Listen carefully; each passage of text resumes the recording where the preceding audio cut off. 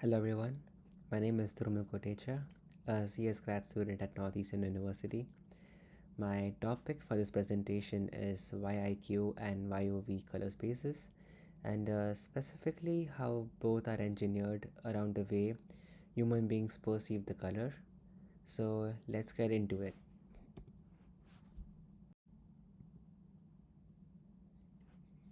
We'll cover 7 topics today: human vision as the foundation, then YIQ and YUV with its mathematical links to perception, and followed by a side-by-side comparison of both YIQ and YUV, and finally how these 1950 standards power every image and video codec today.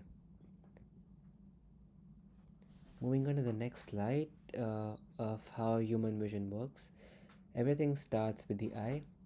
The retina has two photoreceptors, rods, about 120 million of them, which detect luminance, which means brightness. They are highly sensitive but carry zero color information. Cones, on the other hand, they're only about 6 million, or they only detect color, and there are 3 types of them, which is L cones for red, M cones for green, and S cones for blue. The critical insight is that we have 20 times more rods than cones. The brain processes brightness in far greater detail than color. We notice a sharp luminance edge immediately, but a blurry smear of color barely at all. This is captured directly in the luminance formula, where Y equals zero point 0.3 times R plus 0.59 times G plus 0.11 times B. Green is 59% because M cones are the most numerous, red is 30%, and blue is only 11% because S cones are the fewest. These weights come from real photographic measurements of the human eye, and this formula is the biological foundation that both YIQ and YUV are built on. Moving on to what is YIQ. YIQ is the NTSC broadcast analog standard from 1953, used for color television in North America. It separates a color image into 3 channels. Y is the intensity, the luma signal. Critically, old black and white televisions could receive a color broadcast and simply decode Y, getting a perfect grayscale picture, which is elegant backward compatibility.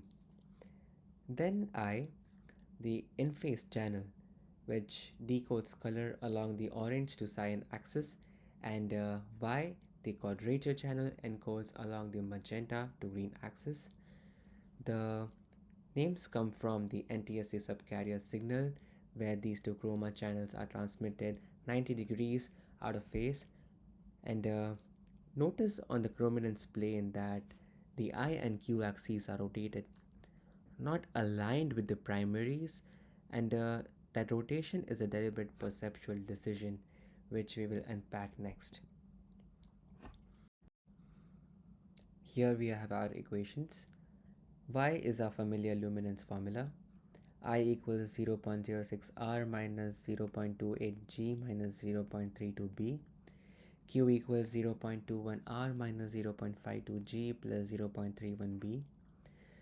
So the key perceptual story is in the bandwidth allocation.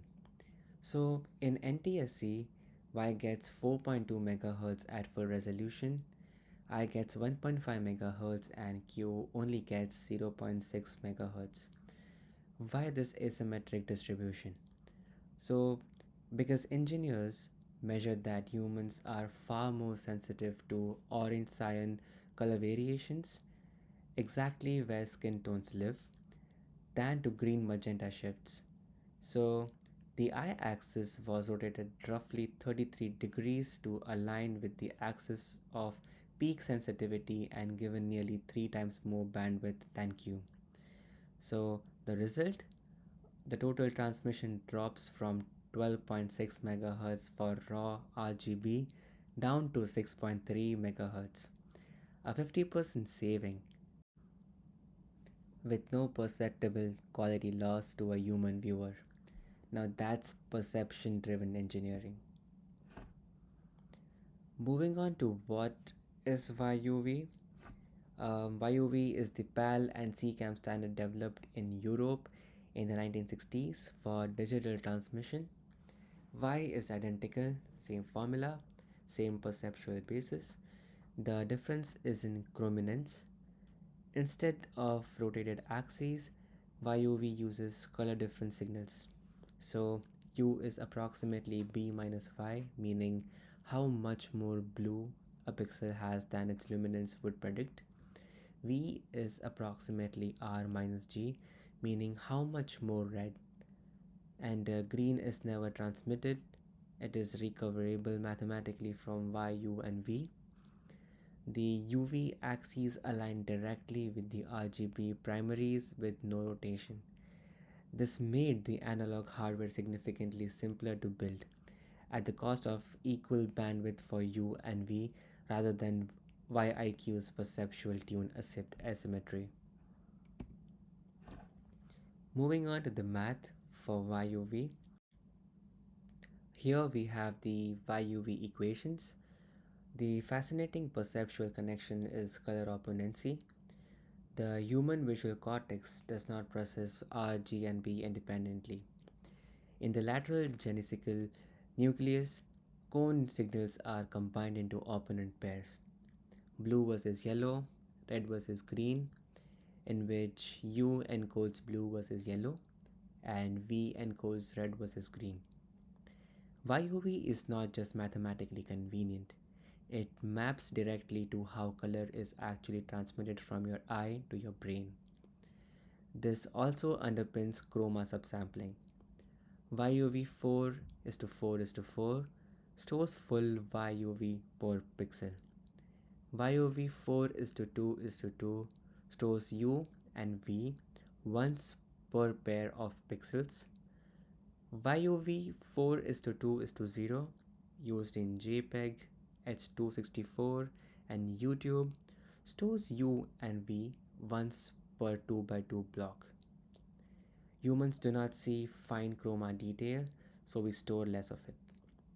Pure biology turned into compression. Side by side, both systems use the identical Y formula because brightness perception is universal. The difference is entirely in the chroma strategy.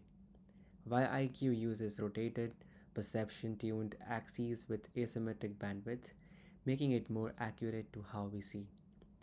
YUV uses simpler primary aligned axes that map to neural opponent channels, making it more practical to implement. YIQ is more perceptually optimal, whereas YUV is more hardware friendly, and it won, living on today as YCbCr. Moving on to the legacy to modern applications, from analog television to JPEG, H264, and every video you stream today, YCbCr, the direct descendant of YUV, is everywhere. Thank you so much for being so patient and for your time. Really appreciate it. Thank you.